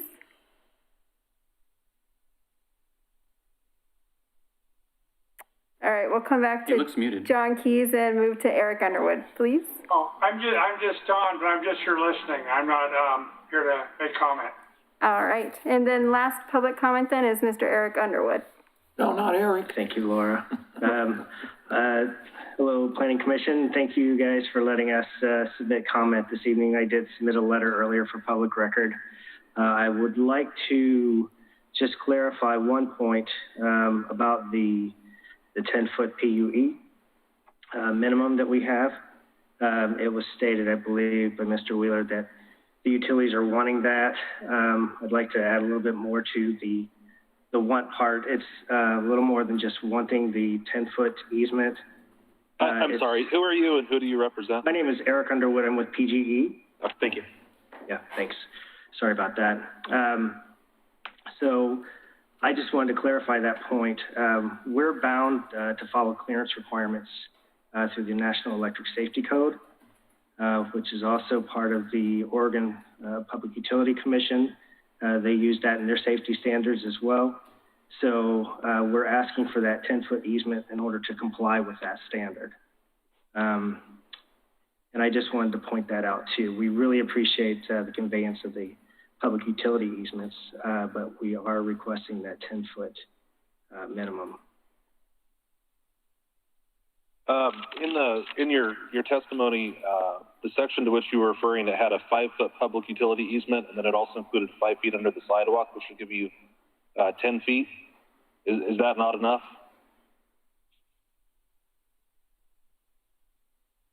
You mean under the sidewalk and on the side? Yeah, so the section to which your testimony referred said that particular part, it had a 5-foot public utility easement, and then it also included 5 feet of utility easement underneath the sidewalk rather than 10 feet setback. So it's half under the sidewalk and half in unimproved dirt, I guess. So give the full 10 feet. Is that are you not allowed to go under the sidewalk for that to get the other half of that 10 feet? I believe there's some access issues with that. I would have to check just to confirm that, but I believe there would be some access issues involved with the underneath the sidewalk.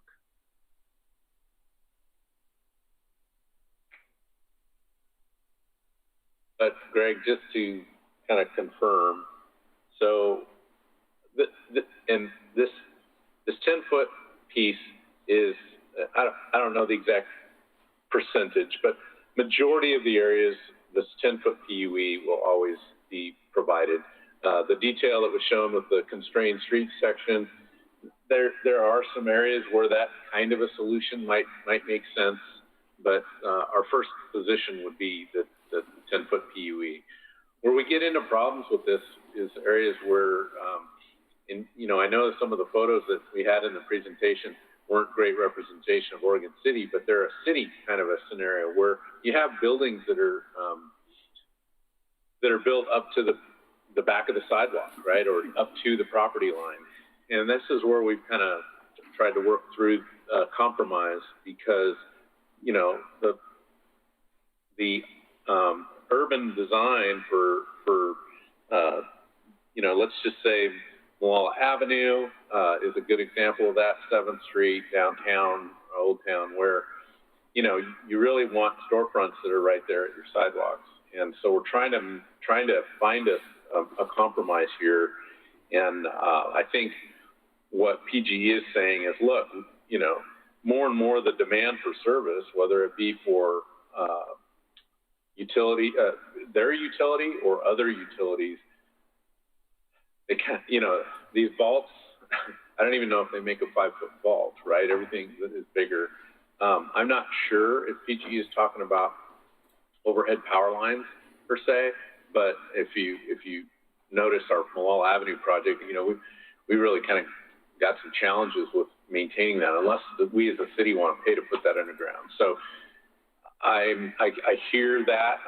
We were really kind of hoping for a compromise in those special districts, and Josh will probably remember them, but mixed use, I think, is one of the main ones, and those commercial corridors where, you know, the idea would be to try to get that urban feel where buildings are really kind of placed at the back of the sidewalk. So I know I see both sides. I definitely see both sides, but I think PGE is arguing for more space.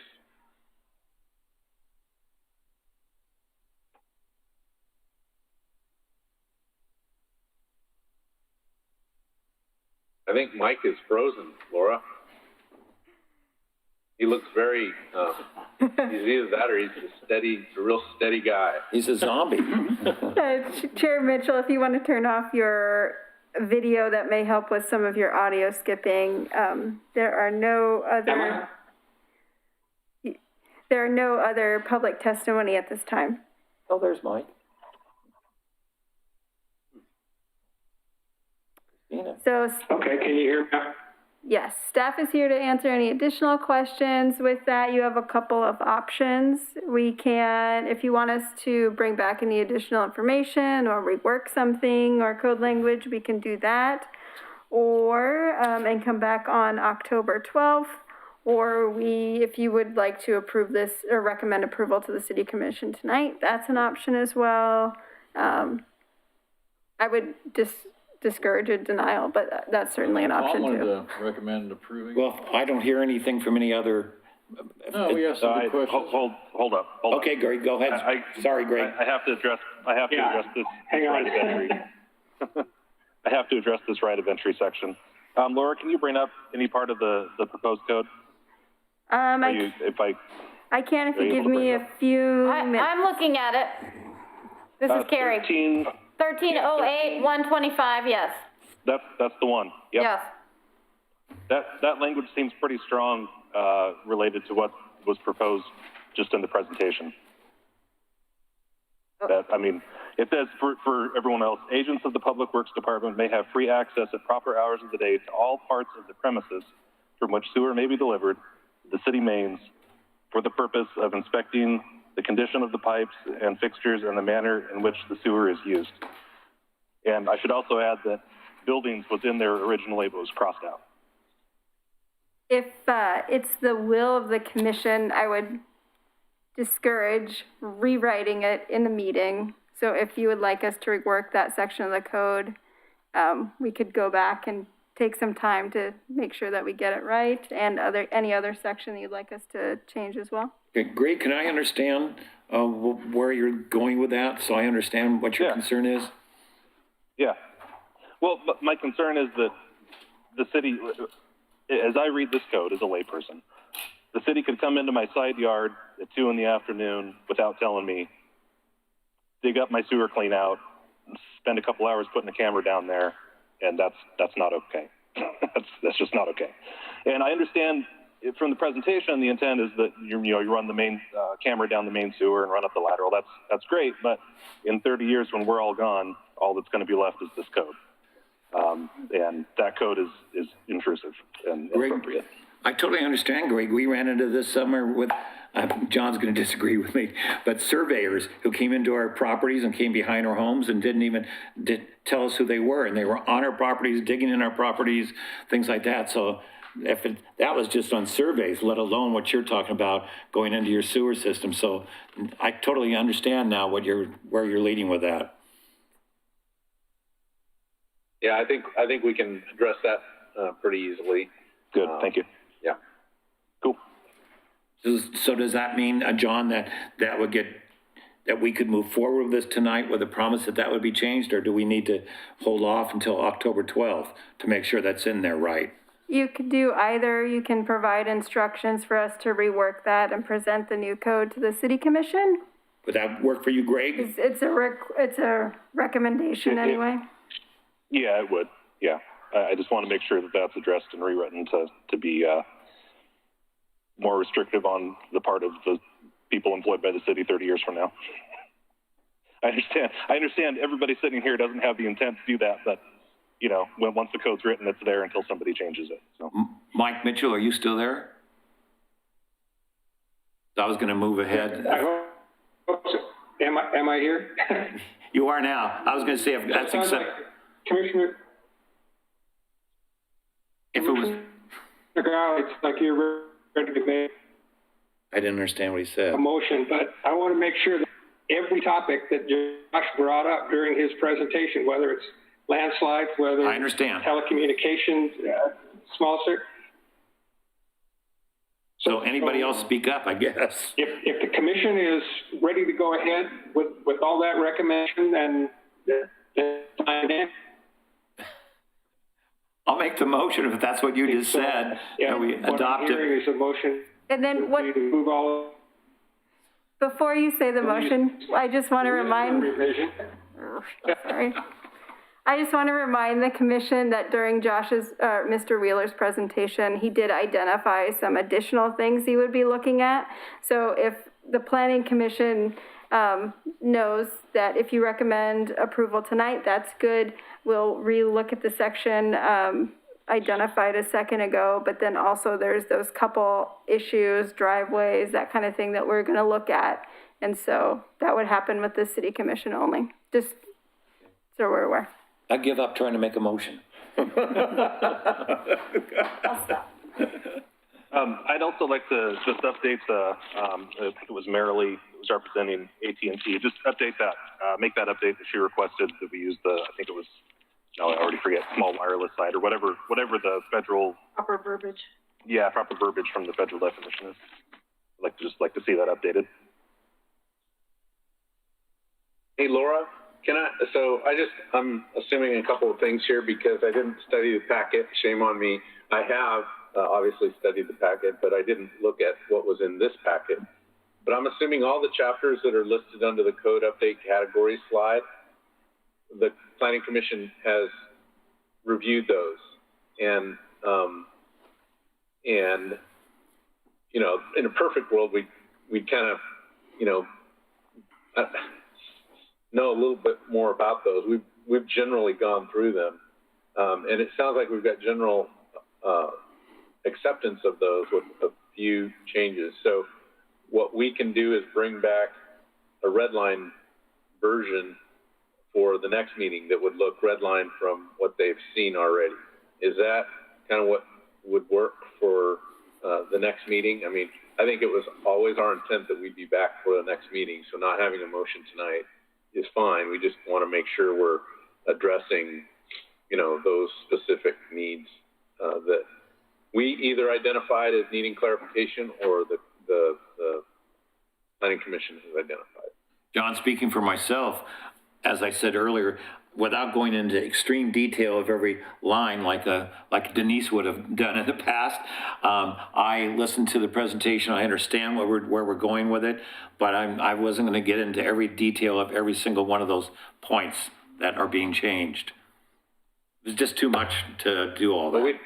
We would agree with that. I'm not suggesting we do that. I don't know how, you know, who's reviewed it, but we're assuming it's been reviewed by the Planning Commission, and what we've heard tonight or what we have suggested we would bring back is what we'll bring back next. I don't know if we're on for next meeting, but in a future meeting, if that's to the pleasure of the commission. I think Greg personally saw something. I'm more comfortable seeing another red line version in 2 weeks. Yeah, I'd be good with a continuance motion. Okay. Which was staff's recommendation. I withdraw my motion attempt.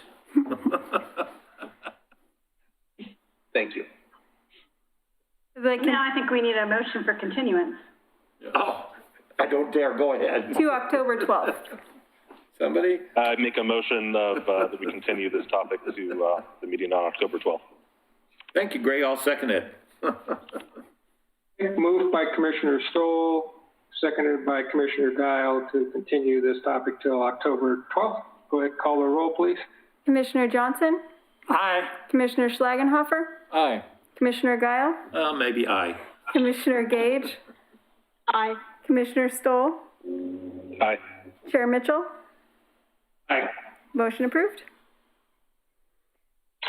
Okay, thank you. And John and Josh, thank you very much for the presentation and your clarification. That was very good. And getting that additional information, I think we'll be ready to move. Any communications? They're not, but if you have not filled out a survey or done a community conversation at oc2040.com, I would recommend you do so.